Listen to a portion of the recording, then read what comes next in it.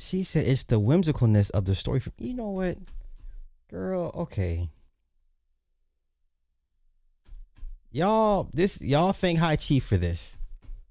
Y'all thank High Chief for this. Let's go.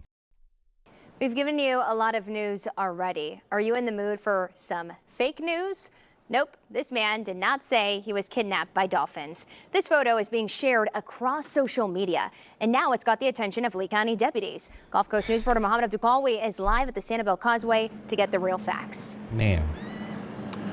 Christy, this fake report is pretty wild. People have been talking to me about it all day, and I was actually in Charlotte County, and people were talking about it up there as well. So here's what the report claims it happened. The report says that Lee County deputies responded to the Sanibel Causeway and saw a person soaking wet and blueprints in the sand. The fake report also claimed the kidnapping by the dolphins happened on Fort Myers Beach to build an underwater city. This sounds funny, but it's a perfect example of you shouldn't believe everything you see on the internet. How is he, High Chief? How is he supposed to breathe underwater?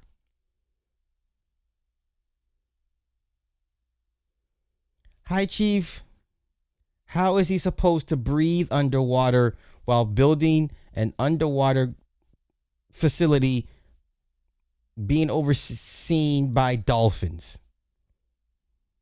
Now listen, I believe in Loch Ness. I believe in Chappie. I believe in Bigfoot. I believe in Dogman. I believe in skinwalkers. I believe in the rake. Okay? I believe in a lot of things. But a man being kidnapped by some damn dolphins to build an underwater platform is a stretch even for me. Okay? Even Gerald made it.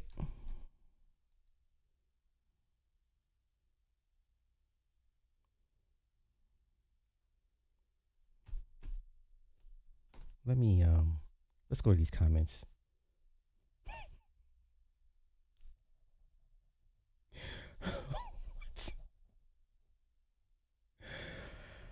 Oh my God. They keep saying there's an interview. Okay, you know what? God damn you, High Chief. Damn you, sis. Okay, let's go take a look. Okay.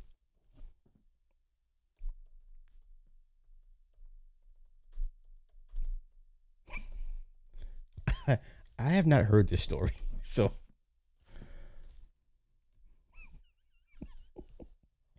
it's gonna ask me to log in. Ah, damn it. Okay, I'll play the game. This better be a good ass story. I swear. This better be a good story. Claimed to be kidnapped by dolphins and forced to build an underwater city. Here's what happened. So a 33-year-old man was found disoriented and sunburned. Hold up. Here's your first clue. He was 33. That's your first clue. Okay. I'll bite. Let's continue. Early Monday morning, and he claimed that he was abducted by a pod of dolphins and forced to labor an elaborate underwater construction project. Authorities got the call at 5 a.m. from a passing motorist who spotted Ricky James Hollowell standing barefoot, drenched in seawater, frantically sketching diagrams in the wet sand. He had severe sunburn on his upper body and minor abrasions on his hand and feet consistent with handling coral and structural materials underwater. According to the incident report, he recounted being approached by a group of dolphins while he was swimming and said they immediately surrounded him and weren't aggressive at first, but then nudged him deeper away from the shore. And before he knew it— Wait! What? Oh, is this what? Are you serious right now? Wait. What? They surrounded him and they nudged him deeper into the water.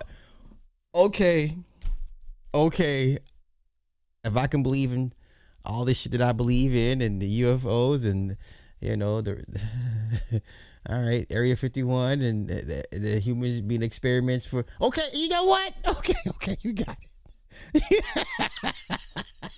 He was at a site about 40 feet down in the Gulf, helping them build what looked like a full-scale aquatic habitat. He said the dolphins communicated via a complex series of echolocation clicks and whistles, which he picked up on after a few hours. He said the leader of the dolphins was a dolphin named Gerald, who was the head of the construction project, and said he survived underwater for 3 days without oxygen equipment because Gerald handled the breathing part with some kind of bubble system or pressure adaptation, and said, "I didn't ask too many questions. You don't question Gerald. He's got that authoritative vibe." And authorities noted that Hallowell's sand sketches were remarkably detailed. He had the entire city in the sand, with condo structures, a town square, a recreation center, and even dolphin-friendly obstacle courses. He then said he was released by the Dolphins Sunday evening after Gerald deemed his contribution satisfactory and said that they might return to get him for phase 2 of the project. He then swam to shore and they transported him to the hospital, and they didn't find anything in his system to indicate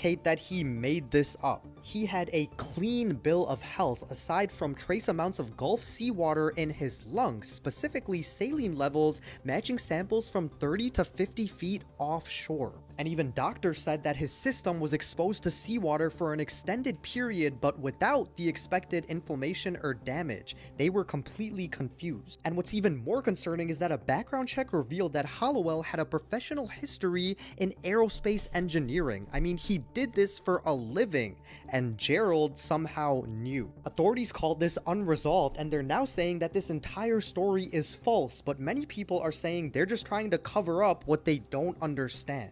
Let me know what you guys think about this, and as always, I'll keep you guys updated. Are you serious right now? A man from Florida claimed to be kidnapped by... What thief? Hold up. Are you for real? We got some breaking news about the guy in Florida who was kidnapped by the dolphins. This is absolutely insane, but I want you to take a look at this because... Take a look at this. Breaking news, Gerald the Dolphin is speaking out. Welcome to Dolphin. Okay, I hate y'all. Y'all stupid for this shit. Hi, Chief, you really believe this shit?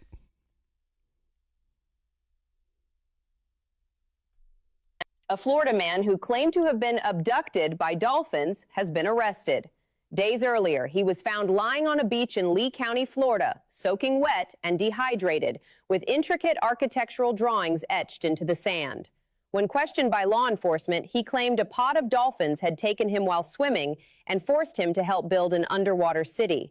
He even detailed how the dolphins communicated with him through clicks and mentioned a leader named Gerald.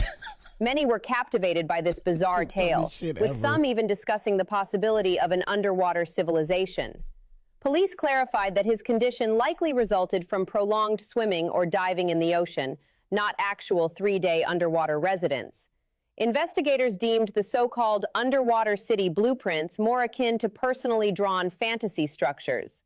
His actions had caused unnecessary waste of public resources locally, leading to his eventual arrest on charges of filing a false police report and disturbing public order. You know what? Okay, I'll say this. Anything is possible. Why not?